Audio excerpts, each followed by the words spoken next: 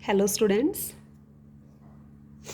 बेटा पिछले लेक्चर में हमने पढ़ा था कि arbitrary intersection of subspaces is subspace. उसके बाद दो के लिए भी पढ़ा था कि if W1 and W2 are two subspaces of any vector space then its inverse is also subspace. ठीक है, इसके बाद हमने लास्ट वन जो पढ़ा था वो क्या था कि W1 W2 are the subspaces of any vector space then its union is need not be subspace. Intersection तो हमेशा सबस्पेस होगा बट यूनियन जो है वो नीड नोट भी सबस्पेस होगी। वो सबस्पेस हो भी सकती है, नहीं भी हो सकती। ठीक है, वो सबस्पेस नहीं बन रहा था, इसका हमने कोई एक एग्जाम्पल किया था। अभी फिलहाल अगर वो बनती है सबस्पेस तो वो किस कंडीशन में बनेगी, ओके उसके बारे में हम बात करते हैं। नेक्स्ट थ्योरम में यही है, the union of two subspaces is a subspace if and only if one is contained in the other. Union कब होगी सबस्पेस, अगर कोई एक जो सबस्पेस होगा वो दूसरे में कंटेन करता हो। ठीक है, okay if and only if का केस है, अगर कंटेन करता होगा तो वो सबस्पेस बनेगी यूनियन। यूनियन सबस्पेस होगी तो कोई एक दूसरे में कंटेन करेगा। ओके, दोनों को वन बाय वन करते हैं। First we take let W1 and W2 are two subspaces of VF। भाई सबस्पेस होगा तभी तो आगे की बात करेंगे। तो फर्स्ट हमने लेट किया कि W1 and W2 are two subspaces of VF। अब दोनों कंडीशंस में से एक ले लेते हैं। फर्स्ट हम ले लेते हैं कि let one is contained in the other. अगर एक कोई दूसरे में कंटेन कर रहा है, या तो W1 W2 में कंटेन करेगा या फिर W2 W1 में कंटेन करेगा, है ना। तो लेट W1 कंटेंड इन W2 और W2 कंटेंड इन W1। ठीक है, केस फर्स्ट लेते हैं कि if W1 contained in W2। बेटा अगर W1 कंटेन कर रहा है W2 में, दैट इज W1 के सारे एलिमेंट W2 के पास है ना। मतलब दोनों का यूनियन अगर मैं निकालूंगी तो अकेला W2 बच जाएगा। ठीक है, और W2 अपने आप में क्या था, एक सबस्पेस था ना। तो इसका मतलब दोनों का यूनियन जो है वो क्या बन गया, एक सबस्पेस। तो क्या आ गया, W1 union W2 is subspace of VF।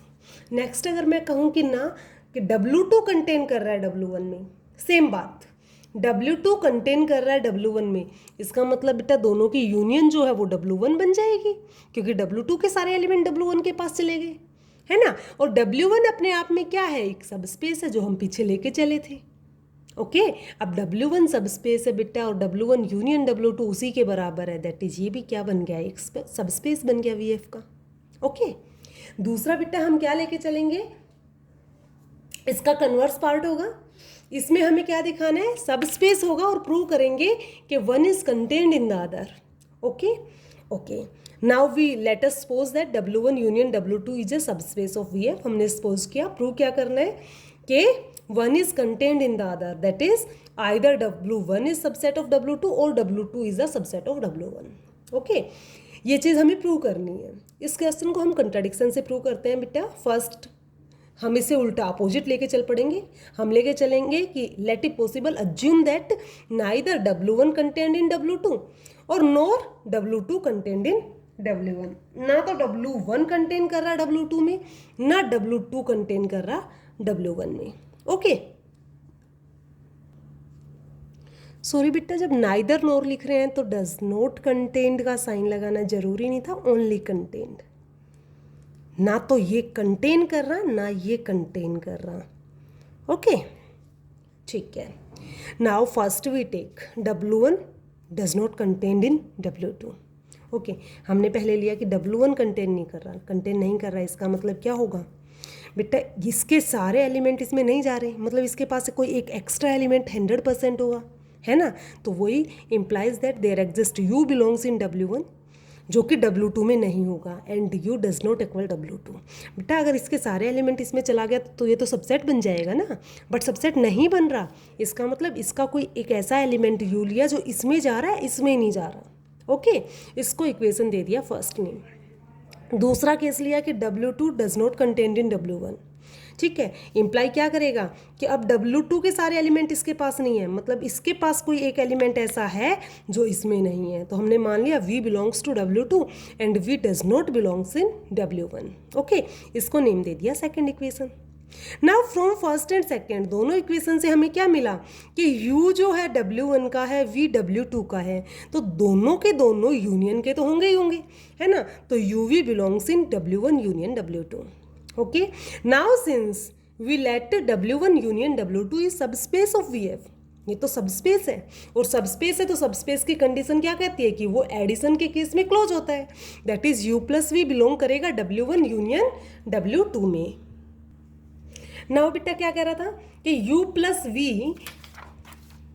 Plus V belongs in W1 union W2, इसका मतलब U प्लस V या तो W1 में होगा या फिर W2 में होगा, दोनों में से एक केस तो होगा ही होगा, हो सकता है दोनों में हो। ठीक है, तो क्या लिखा हमने बेटा कि U plus V belongs in W1 और U plus V belongs in W2। Okay, first we take U plus V belongs in W1। अब U प्लस V W1 का एलिमेंट है, साथ में W1 का एक एलिमेंट कौन था, U था, है ना, since U belongs in W1।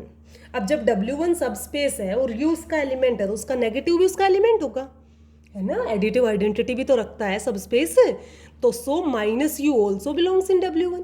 Okay, या फिर आप बोल लो कि आपने जो थ्योरम की थी कि सबस्पेस W अगर सबस्पेस होगा तो U माइनस V भी बिलोंग करेगा W में, वहाँ से यूज कर लेते हैं। अब इसका एक एलिमेंट ये, दूसरा U, तो दोनों का डिफरेंस भी इसी में जाएगा। दोनों का डिफरेंस जाने का मतलब तो क्या हो गया बेटा, U जा रहा है, ये U है, तो U से U cancel, that is V belong कर गया W1 में, जबकि V किसका एलिमेंट था, W2 का। सीधा सीधा लिखा था हमने कि V W2 का एलिमेंट है, W1 में तो जा ही नहीं रहा, डज नॉट बिलोंग्स, और यहाँ से तो बिलोंग कर गया। ये तो कंट्राडिक्शन आ गई, है ना। कंट्राडिक्शन कब आई, जब हमने पहला केस लिया कि U प्लस V बिलोंग कर रहा है W1 में। तो अब चेक कर लेते हैं, हो सकता है U प्लस V W2 में जा रहा हो। Now we take U plus V belongs in W2, ठीक है। एंड ऑल्सो दूसरा W2 का एलिमेंट हमने पहले से ही लेट किया था कि V बिलोंग कर रहा है W2 में, जो कि W1 का नहीं था ना बेटा, तो यहाँ से हमने V लिया। अब सेम बात, ये भी इसका एलिमेंट, ये भी इसका एलिमेंट, तो दोनों का डिफरेंस भी इसी का element, that is U plus V minus V also belongs in W2। V से V हो गया कैंसिल, U बिलोंग कर गया W2 में, जबकि हम लेके चले थे कि U तो W1 का एलिमेंट है, W2 में तो बिलोंग ही नहीं कर रहा, मतलब ये भी कंट्राडिक्शन आ गई, है ना। तो दोनों कंट्राडिक्शन आ गई। ओके, तो कंट्राडिक्शन कब आई, जब U प्लस V या तो W1 में लिया या W2 में लिया, इसका मतलब वो दोनों में से किसी में नहीं है। So this our assumption that is this is wrong. तो क्या होगा कि या तो W1 कंटेन करेगा W2 में या W2 कंटेन करेगा W1 में। ओके, यही थी बेटा अपनी थ्योरम। इसके बाद बेटा कुछ क्वेश्चंस आते हैं। क्वेश्चन हमने लिखा कि let R be the field of real numbers. Field कौन है बेटा, रियल नंबर का सेट है। Which of the following are subspace of V3R, followings are subspace of V3R। V3R के कौन से सबस्पेस बनते हैं देखते हैं, दो लिए बेटा हमने क्वेश्चन। फर्स्ट क्वेश्चन अपना है कि x where x belongs in R, दूसरा है XYZ where XYZ belongs in rational number. बेटा कुछ नहीं है इन क्वेश्चंस में, हमें सिर्फ दिखाना है कि सबस्पेस होगा, और सबस्पेस के लिए तो हम 4 थ्योरम कर चुके हैं, नेसेसरी एंड सफिशिएंट की कंडीशन। पहली जो थ्योरम थी उसने बोला था कि अगर वो क्लोज अंडर एडिशन और स्केलर मल्टीप्लिकेशन हो जाए तो वो सबस्पेस बन जाएगा। दूसरी थ्योरम ने बोला कि अगर A में फील्ड का एलिमेंट लूँ, UV अगर उस V का W का एलिमेंट लूँ, तो AU प्लस V अगर W में चला गया तो भी वो सबस्पेस बन जाएगा, है ना। तीसरी ने बोला कि अगर UV बिलोंग कर रहे हैं W से और A बिलोंग कर रहा है फील्ड से, तो U माइनस V भी W में जाना चाहिए, और AU बिलोंग कर जाए W में तो भी वो सबस्पेस बन जाएगा। और लास्ट वन अपने पास आती थी कि if AB belongs in field and UV belongs in V, then AU plus BV is also belongs in W, then W is subspace of vector space VF। 4 theorem की थी, चारों में से कोई सी यूज करो। मैंने तभी बोला था कि हम ज़्यादातर यूज करेंगे AU प्लस V को, ज़्यादातर क्या, हमेशा ही मैं यूज करूँगी बेटा सेकंड थ्योरम जो अपनी थी कि if A belongs in field and UV belongs in W, then AU plus V also belongs in W, then W is subspace of VF। Okay, वही चीज़ करेंगे। अब बेटा वो थ्योरम तो मुझे पता लग गया, मुझे करना क्या है ये तो पता लग गया कि मैं A फील्ड से लूँगी, UV यहाँ W से लूँगी। यहाँ पे W कौन है, W ये है, W1 ये ले लिया मैंने, W2 ये ले लिया, नेम दे दिया इनको, ठीक है। अब मुझे प्रूव करना है कि ये सबस्पेस होंगे, that is AU plus V इन्हीं का एलिमेंट होगा। अब इनके एलिमेंट कैसे होंगे, सबसे पहले हमें ये पता करना है। फर्स्ट W1 की बात करते हैं। मैंने देखा x x x, तीनों प्लेस पे सेम एलिमेंट, मतलब तीनों प्लेस पे सेम एलिमेंट और साथ में एलिमेंट भी कहाँ से, रियल नंबर से। तो जिस भी ट्रिपलेट में, ट्रिपलेट बोले तो जिसमें 3 एलिमेंट कोमा करके लिखे होते हैं, है ना, तो क्या कहता है कि जिस ट्रिपलेट में कोई रियल नंबर तीनों प्लेस पे आ जाए, सेम आ जाए, वो W1 में जाता है। ठीक है, तो AU प्लस V टाइप का एलिमेंट अगर इसी में चला गया तो ये सब स्पेस बन गया। ठीक है, देखते हैं एक बार के लिए। देखिए बेटा, W अपना ये है, ठीक है, W1 बोल दिया अब हमने ये। ओके, अब हमने क्या किया, इसके 2 एलिमेंट लिए। इसके 2 एलिमेंट तो भाई इसी शक्ल के होंगे ना। इसके पास कैसे एलिमेंट है, वो रियल नंबर है ट्रिपलेट में जो तीनों एक जैसे हैं, तीनों प्लेस पे सेम रियल नंबर है। तो मैंने U ले लिया x1 x1 x1 टाइप का, V ले लिया x2 x2 x2 टाइप का। मैं ये 1 बना चुकी हूँ, इसको 1 लिख दीजिए, बी आर्बिट्रेरी। ओके, नाउ हमने क्या किया बेटा कि if A belongs in field, अकेला ए ले लीजिए, बी की ज़रूरत नहीं है हमें। If A belongs in field, और फील्ड कौन है, real number, then AU plus V की बात करते हैं। A इंटू यू, यू कौन है, x1 x1 x1, plus V कौन है, x2 x2 x2। Okay, solve करेंगे तो A की इससे मल्टीप्लाई, दैट इज तीनों से मल्टीप्लाई, AX1 AX1 AX1, और जब इसमें ऐड करेंगे तो बेटा कॉरस्पॉन्डिंग एलिमेंट ऐड होते हैं, means AX1 plus x2 AX1 plus x2 AX1 plus x2। आ गया, देख A भी रियल था, x1 भी रियल है, x2 भी रियल है बेटा, उनकी प्रोडक्ट और सम भी क्या होगा, रियल।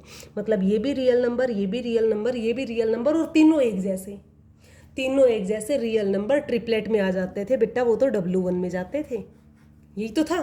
तो इसका मतलब ये AU प्लस V है, ये तो W1 में बिलोंग कर गया। मतलब W1 क्या हो गया, सब space of V3R। Okay, second अपने पास क्या था बेटा कि W2 बोल दिया था उसे, W2 belongs in, W2 is equal XYZ, where XYZ belongs in rational number, set of rational number.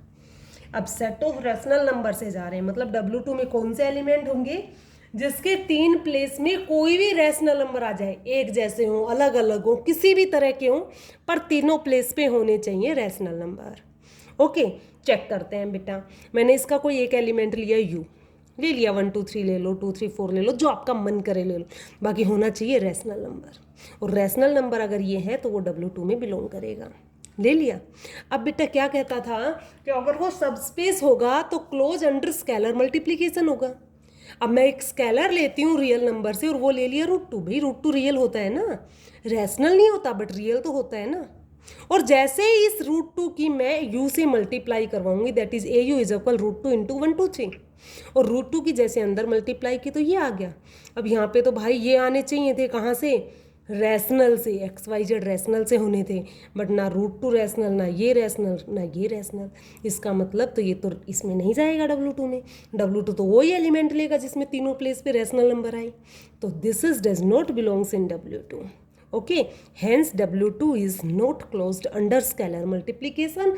और अगर एक भी कंडीशन को फॉलो ना करे तो वो सब स्पेस बन ही नहीं सकता। So hence W2 is not a सब स्पेस ऑफ V3R। ओके, ये था क्वेश्चन अपना बेटा। इसी तरह सारे क्वेश्चंस, किसी भी तरह का आपके पास सबसेट दे दिया जाए, आप चेक कर दोगे कि वो सब स्पेस बन रहा नहीं बन रहा। मतलब फर्स्ट हमें देखना है कि उसके पास एलिमेंट किस शक्ल के है। जैसे पता चलता है तो वहाँ से एलिमेंट उठाओ, एक फील्ड से एलिमेंट उठाओ, AU प्लस V को उसमें भेज दो। ओके, बस यही काम होता है अपना। ओके, नेक्स्ट एक और एग्जाम्पल लेते हैं बेटा इसी तरह का। Let V is equal R³ be the Euclidean 3 space, इसको यूक्लिडियन 3 स्पेस भी कहते हैं बेटा।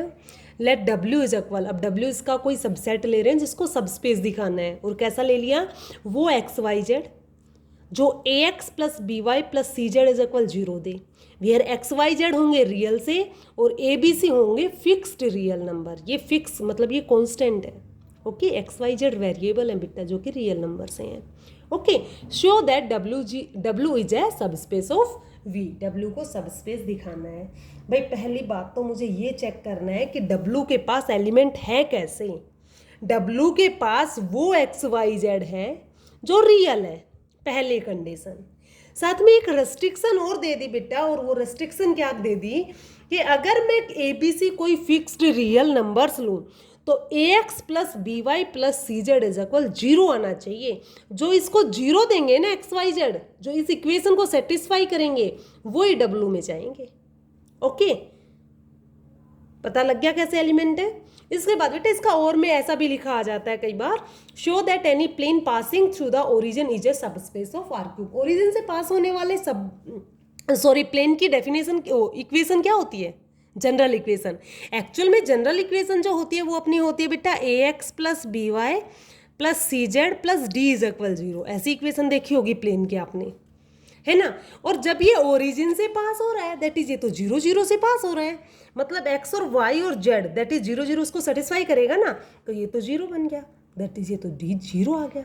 मतलब ये जो कांस्टेंट है ये तो 0 बन जाता है। कौन बच गया? AX plus BY plus CZ is equal 0। ठीक है, तो ओरिजिन से पास होने वाले प्लेन की इक्वेशन कौन सी होती है? AX plus BY plus CZ is equal 0। ठीक है, तो वो सबस्पेस होगा या नहीं होगा, बात तो वही है, यही तो रेस्ट्रिक्शन गिवन है यहाँ पे। ओके, तो इस तरह से भी लिखा आ सकता है। नाउ हम सॉल्यूशन देखते हैं। सॉल्यूशन के लिए इसको सबस्पेस दिखाना है कि ये है, वैसे शो करना होगा बेटा, वो श्योरली होगा।